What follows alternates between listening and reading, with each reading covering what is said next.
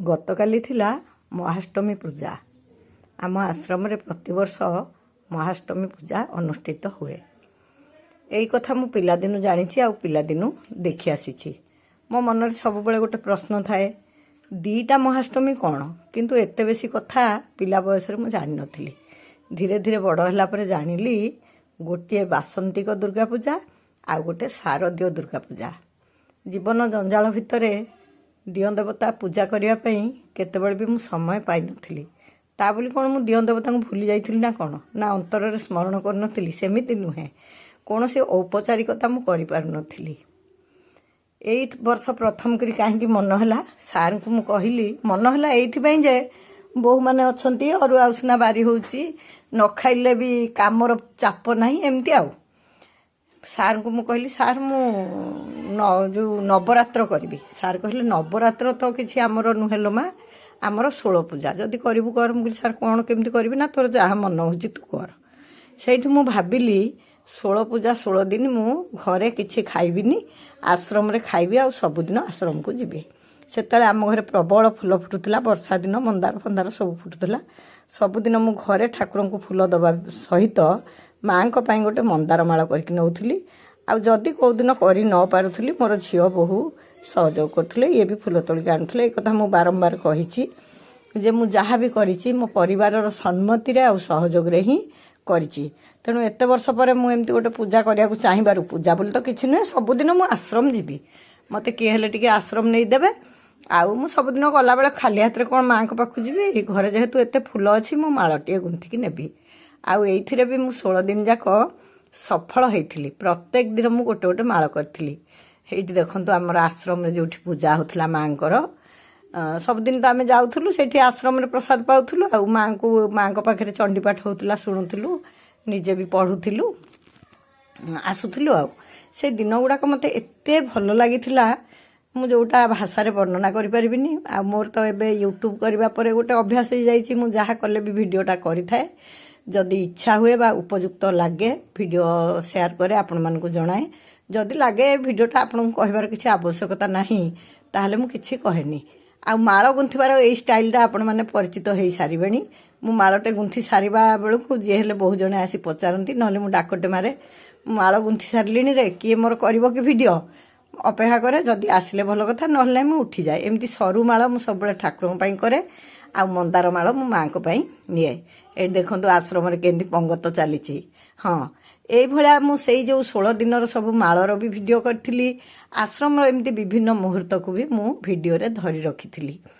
ଆଜି ଗୋଟିଏ ଦିନ ମୁଁ ଘରୁ କୁଆଡ଼େ ଯାଇନି। ଆଜି ବି ରାମନବମୀ, ମୋର କୁଆଡ଼େ ଯିବାର ନାହିଁ।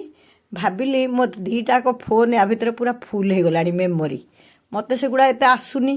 ଦେଖନ୍ତୁ ଆମ ଆଶ୍ରମରେ କେମିତି ଖାଇବା ଚାଲିଥିଲା ଆମର। ମେମୋରି ଫୁଲ୍ ହେଇଗଲେ ମୁଁ ଆଉ ଭିଡ଼ିଓ କରିପାରିବିନି। ତେଣୁ ଭାବିଲି ଯେଉଁଗୁଡ଼ା ସବୁ ମୋର ଅଦରକାରୀ ଭିଡ଼ିଓ ରହିଯାଇଛି ଭୁଲବଶତଃ, ତାକୁ ଯାଉଛି ସବୁ ଡିଲିଟ୍ କରିଦେବି। କିନ୍ତୁ ଆଜି ଠିକ୍ ରାମନବମୀ ତିଥିରେ ମୁଁ ଦେଖିଲା ବେଳକୁ ମୁଁ ଆଶ୍ରମରେ ଯେଉଁ ସମୟ ସବୁ କାଟିଥିଲି, ସେ ସମୟର ସବୁ ଭିଡ଼ିଓ ଅଛି। ମୋ ପାଇଁ ଚୁଙ୍ଗା ଆଣିଦେଇଥିଲା 108 ପଦ୍ମ। ଗତ ଥରର ପ୍ରଥମ କରି କରିଥିଲି ମୁଁ ଯେଉଁ 16 ପୂଜା, ମୋତେ କାହିଁକି ବହୁତ ସନ୍ତୋଷ ଲାଗିଥିଲା, ମାନେ ବହୁତ ଖୁସି ଲାଗିଥିଲା।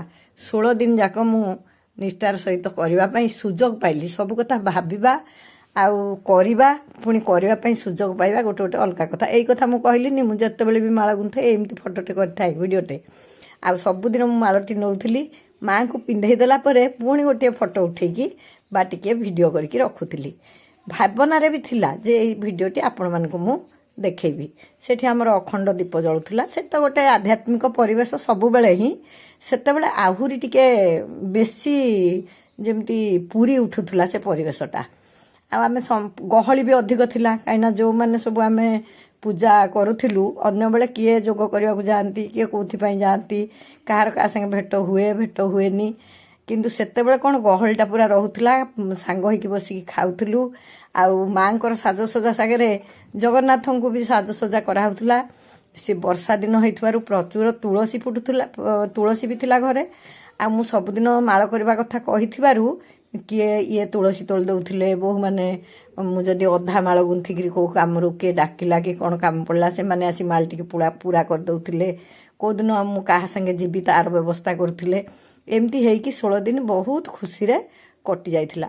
କିନ୍ତୁ ତାପରେ କେମିତି କ'ଣ ଏପଟ ସେପଟ ବ୍ୟସ୍ତତା ଭିତରେ ମୁଁ ସେ ମାଳ ଆଉ ଆପଣମାନଙ୍କୁ ଦେଖାଇ ପାରିଲିନି କି ଆଶ୍ରମରେ କାଟିଥିବା ସେଇ ସୁନ୍ଦର ମୁହୂର୍ତ୍ତ ଗୁଡ଼ିକର କଥା ବି ଆପଣମାନଙ୍କୁ ଆଉ କହିପାରିଲିନି। ଆମେ ସବୁଦିନ ଆଶ୍ରମରୁ ଫେରିଲା ପରେ ଇଏ ଯାଇକିରି ବେଲପତ୍ର ଆଣନ୍ତି। ଆଉ ଯେହେତୁ ମାଙ୍କର ମାହେଶ୍ୱରୀ ଭାବରେ ପୂଜା ଚାଲେ ବା ବିଭିନ୍ନ ପ୍ରକାର ପୂଜା ଚାଲେ, ମୁଁ ସାର୍ଙ୍କୁ ପଚାରିଥିଲି ଯେ ସାର୍ ମାଳରେ ବେଲପତ୍ର ଦେଇହେବ କି ନାହିଁ। ସାର୍ ହଁ କରିଥିଲେ। ସବୁଦିନ ଇଏ ବେଲପତ୍ର ତୋଳିକି ଆଣିଦିଅନ୍ତି ଛିଣ୍ଡେଇକି, ଆଉ ମୁଁ ସବୁଦିନ ମାଳ ଗୁନ୍ଥେ। ଆମ ଘରଟା ବି ଦେଖୁନାହାନ୍ତି, ମୁଁ ଅଧା ମାଳ ଛାଡ଼ିକି ଗଲି କ'ଣ କାମରେ, ଲିପି ଆସି କରୁଛି। ଯିଏ ପାରିଲା ସାହାଯ୍ୟ କରନ୍ତି। ଆଉ ଘରଟା ବି ବହୁତ ଅଲଗା ଲାଗୁଥିଲା। ଯେଉଁଦିନ ବି ଇଚ୍ଛା ହୁଏ ମୁଁ ଏମାନଙ୍କ ପାଇଁ ସବୁ ଭୋଗ ଫୋଗ ନେଇକି ଆସିଥାଏ। ମୋତେ ଲାଗୁଥିଲା ଯେ ଆମ ଘରେ 16 ଦିନ ଧରିକି କ'ଣ ଗୋଟେ ଚାଲିଛି। ପ୍ରତ୍ୟେକ ଦିନ ବି କୌଣସି ବାଧାବିଘ୍ନ ନ ହେଇକି ମୁଁ ସବୁଦିନ ସେ ଆଶ୍ରମକୁ ଆମର ଯାଇପାରୁଥିଲି। ଏଇଭଳି ସେ ଦିନ ସବୁ କଟିଗଲା। ତାପରେ କ'ଣ ଜଞ୍ଜାଳ ଆସିଲା କେଜାଣି, ସବୁ ଭିଡ଼ିଓ ମହଜୁଦ ଥାଇକି ବି ମୁଁ ଆପଣମାନଙ୍କୁ ଏ ଭିଡ଼ିଓ ଦେଖାଇ ପାରିନଥିଲି। ଆଜି ଡିଲିଟ୍ କରିବାକୁ ବାହାରିଲା ବେଳକୁ ଠିକ୍ ଆଉ ଗୋଟିଏ ନବମୀ ତିଥିରେ ମୁଁ ଏ ଭିଡ଼ିଓ ଗୁଡ଼ାକ ଆପଣମାନଙ୍କୁ ଦେଖାଇ ପାରୁଥିବାରୁ ବହୁତ ଖୁସି ହେଲି।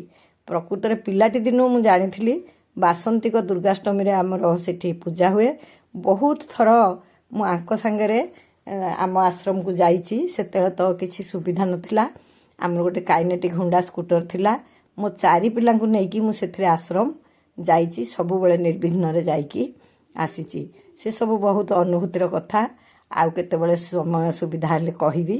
ଏବେ ବି ତ ସେଇ କଥା ହିଁ କହୁଛି, ଆଉ କ'ଣ ବା କହୁଛି, ମୋରି ଅନୁଭବର କଥା କହୁଛି। କିନ୍ତୁ ଏତେ ବର୍ଷ ପରେ ମୁଁ ଏଇ ଯେଉଁ ଶାରଦୀୟ ଦୁର୍ଗା ପୂଜା ଆମର ଆଶ୍ରମରେ କରିବାର ସୁଯୋଗ ପାଇଲି।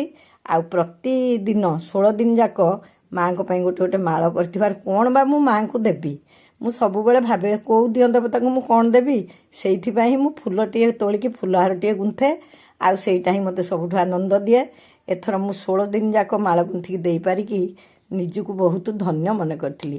କିନ୍ତୁ ଏବେ ପୁଣି ଭାବିଲି ଯେ ଏଇ ଯେଉଁ ଆମର ବାସନ୍ତିକ ଦୁର୍ଗା ପୂଜାରେ ବି ତ କରୁଛନ୍ତି ବହୁତ ଲୋକ, ମୁଁ ଯାଉଛି କରିବି।